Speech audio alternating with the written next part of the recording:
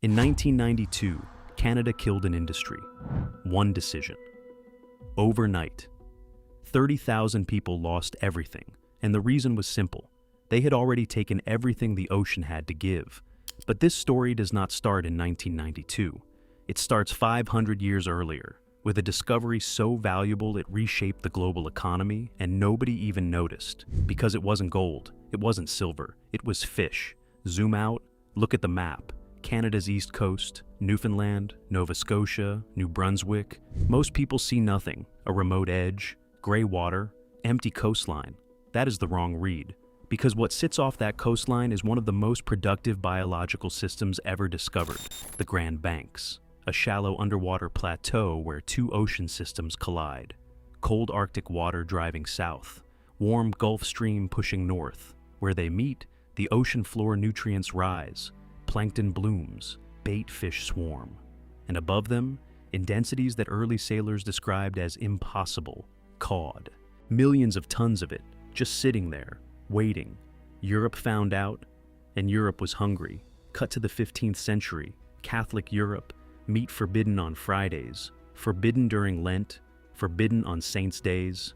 That is roughly a third of the entire year with no meat, for populations of millions. Protein was a political problem, and salted dried cod solved it. It lasted months. It traveled across continents without refrigeration. It fed armies. It fed cities. It fed the poor and the powerful alike. Whoever controlled the cod controlled the food supply of an entire civilization. That is not a fishing story. That is a power story. Portugal moved first. Their ships were already ranging the North Atlantic. They found the banks. They said nothing. They just came back every spring with full holds and sold it quietly at enormous profit. Then the French found out, then the Basques, then the English. And suddenly the most valuable piece of real estate in the Atlantic world was not a city. It was not a port. It was a shallow patch of ocean off the coast of what would become Canada. And every empire in Europe wanted access to it.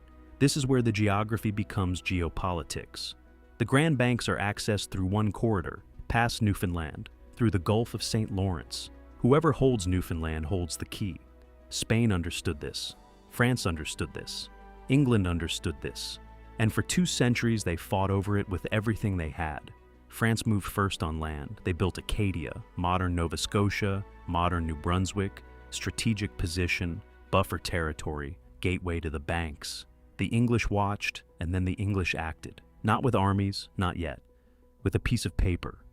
The Treaty of Utrecht, 1713, France cedes Acadia to Britain, quietly, in a negotiating room in the Netherlands. Thousands of French-speaking Acadians wake up one morning under British rule. They did not vote for it, they were not consulted, they were transferred, like property, because the cod was worth more than the people living near it. But the Acadians did not comply. They refused loyalty oaths, they maintained French identity. They stayed. And the British, 40 years later, decided they were done waiting. 1755, the Great Upheaval. British soldiers arrive in Acadian villages, no warning. Families separated on the docks, men on one ship, women and children on another. Entire communities destroyed in days. 10,000 people deported across the Atlantic world, some to France, some to the Caribbean, some to Louisiana, where their descendants became the Cajun culture that still exists today. Their farms burned, their land redistributed to British settlers. All of it to secure a coastline, to hold a resource. 30,000 jobs lost in 1992 echoes something, because 30,000 lives were destroyed in 1755 for the exact same reason. Control of the fish. France did not give up. They never give up on the banks. When the 7 Years' War ends in 1763 and Britain wins everything, France is forced to negotiate from a position of total defeat. They lose Canada, they lose the Mississippi Valley, they lose an empire that once stretched from New Orleans to Hudson Bay. But at the table, the French negotiators make one demand, non-negotiable. We need a base for our fishing fleet. We need access to the Grand Banks. Britain, generous in total victory, agrees.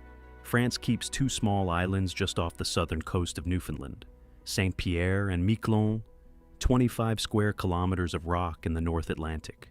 Today those islands are still French territory. French citizens, French laws, the euro. You can take a 90-minute ferry from Newfoundland and arrive in Europe. France held on to two worthless rocks for 260 years because the ocean around them was worth everything. That is what the Koa did. It didn't just feed people, it drew borders, it moved populations. It decided which language you spoke and which flag flew over your town. It was the oil of the 15th century, and like oil, everyone assumed it would last forever. Now, enter Newfoundland, the island at the center of all of it. For centuries, Newfoundland was not a colony in the normal sense. It was a seasonal operation. Ships arrived in spring, they fished, they salted the catch, they left before winter. No permanent settlement required. The banks were the point. The island was just the dock. But eventually people stayed, communities formed, an identity grew, tough, isolated, defined entirely by the sea. By the 1800s, Newfoundland was a self-governing dominion of the British Empire. Same status as Canada, same status as Australia, its own parliament, its own currency, its own flag, a country, small but real. And then the Depression hit. 1929. The global economy collapsed. Fish prices collapsed with it. Newfoundland's government had borrowed heavily to fund World War I. The debt was crushing. The revenue was gone. And in 1934, Newfoundland did something no democracy had ever done voluntarily. It suspended its own government, handed power back to Britain, accepted rule by an appointed commission.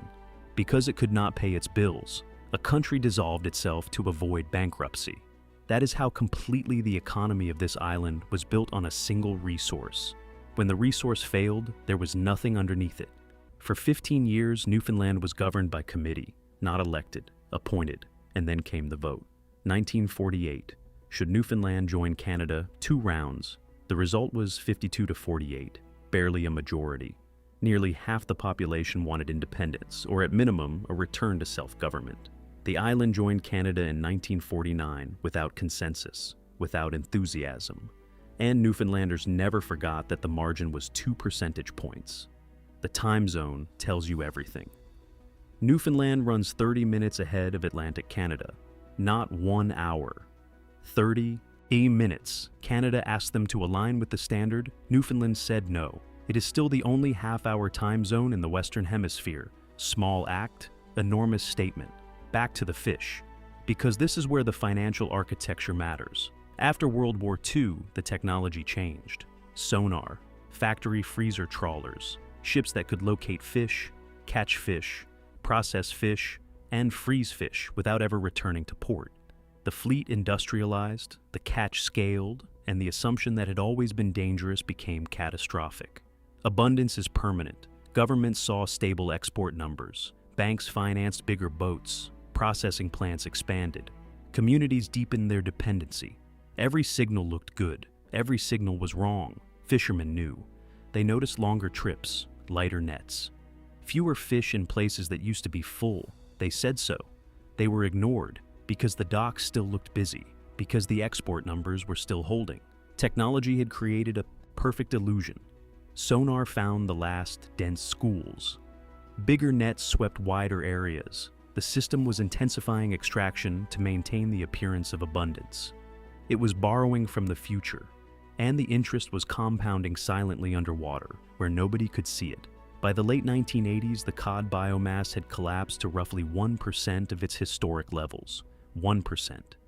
The fishery was already dead. The industry just hadn't stopped moving yet. In 1992, the Canadian government imposed a full moratorium. No transition period, no gradual reduction. Just stop. Overnight, 30,000 jobs gone. 500 processing plants closed. Ports that had operated continuously for 4 centuries went silent. The largest single industry layoff in Canadian history. And the communities built entirely around this one resource had nowhere to go. No alternative industry. No economic buffer. No plan. Because you cannot plan for the end of something you believed was infinite. This is the financial pattern that repeats across every resource economy. The structure is always the same. One resource, high returns. Capital flows in, infrastructure concentrates, efficiency increases, diversity disappears. The system optimizes perfectly around a single assumption, and then the assumption fails. Oil towns, mining regions, agricultural monocultures. The shock always looks sudden. The process is never sudden. Hidden stress, stable output, delayed recognition, abrupt correction. Diversified systems bend, optimized systems snap. Who won? Who lost? Follow the money. The trawler companies won for decades. Enormous profits on industrialized extraction. The processing plant owners won. The boat builders won. The equipment manufacturers won. The banks that financed the expansion won until they didn't. The fishermen lost everything. The coastal communities lost everything. The Canadian government lost the tax base and inherited the welfare bill. And the ocean lost 4 centuries of biological capital in 50 years. A transfer of wealth from a living system to a balance sheet. And when the balance sheet was empty, the living system was gone too. The cod have not returned. 30 years later, the moratorium is still partially in effect in some areas. The stocks have partially recovered, not to historic levels, not even close. The communities rebuilt around crab, shrimp, tourism, the strange new economy of people flying in to watch icebergs drift past ancient coastline.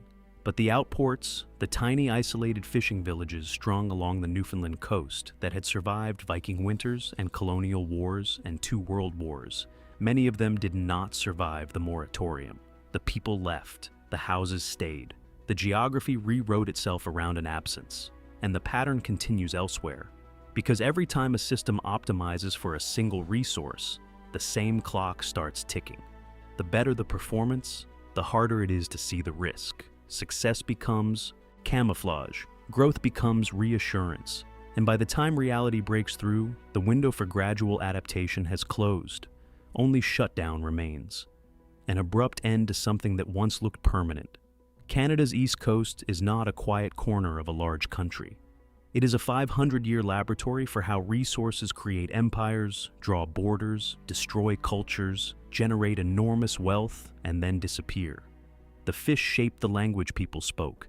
The fish decided which country owned which island. The fish funded wars and bankrupted governments and dissolved a democracy. And when the fish were gone, everything built on top of them went with it. The lesson is not that resources run out. The lesson is that systems built on a single resource lose the ability to see what is coming until it is already over. I hope you enjoyed the real story of Canada's East Coast. If you did, be sure to check out this video about why Newfoundland almost didn't join Canada at all. Thanks for watching. See you next time.